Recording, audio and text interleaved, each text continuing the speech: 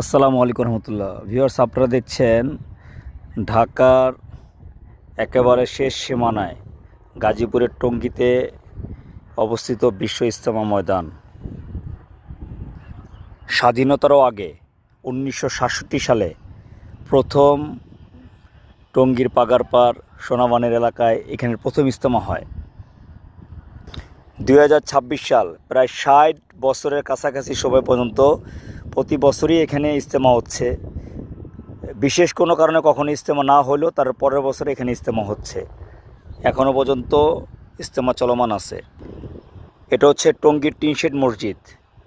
এখানেই প্রতি সপ্তাহে বৃহস্পতিবার সব গুজরের আমল হয়। কাকরাইল থেকে হযরত উলামায়ে কেরাম আসেন, বয়ান করেন, সাথীরা রাত্রি যাপন করেন, এশরাক পর্যন্ত থাকেন। এটা হচ্ছে ফরেন টেন্ট। বিদেশি মেহমানরা আসার পরে এখানে অবস্থান করেন এবং ইজতেমার সময় বাংলাদেশের যারা শুরা হজরত ওনারাও এই ফরেন টেন্টের টিন শেডে থাকেন।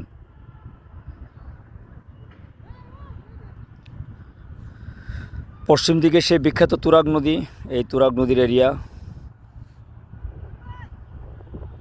আর এই পাশে হচ্ছে পুরাতন গোডাউন মসজিদ। ইজতেমা ময়দানে যত মালামাল রাখা হয়, ওই যে গাছগুলি দেখা যাচ্ছে গোডাউন, এই গোডাউনের পাশেই এই মসজিদটা, গোডাউন টিনশেড মসজিদ। ইজতেমা ময়দানের সেই 3তলা টয়লেট, এক থেকে শুরু করে প্রায় 40টার মতো টয়লেট ইজতেমা ময়দানে আছে।